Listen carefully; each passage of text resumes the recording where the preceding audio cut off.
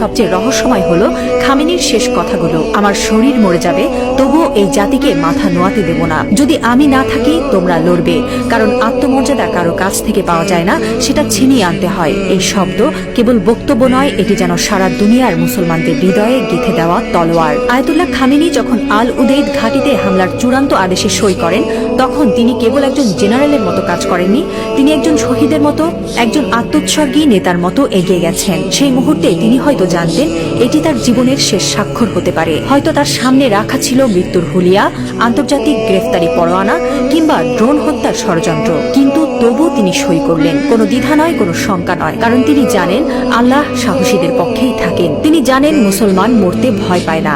যারা আল্লাহর পক্ষে থাকেন তারা জানে মৃত্যু মানেই পরাজয় নয়, বরং আত্মত্যাগী বিজয়ের শুরু। এই একজন মানুষ এখন আর কেবল ইরানের নেতা নন, তিনি হয়ে উঠছেন সারা বিশ্বের মুসলিম উম্মার প্রতীক। একজন বিশ্বাসী, একজন অটল মুজাহিদ, একজন সাহসী পিতার মতো তিনি বলছেন, আমি থাকি বা না থাকি তোমরা লড়বে। হ্যাঁ মুসলিম উম্মাহ, তোমরা মাথা নিচু করো না। লা ইলাহা ইল্লাল্লাহ, আল্লাহ ছাড়া আর কোনো ইলাহ নেই।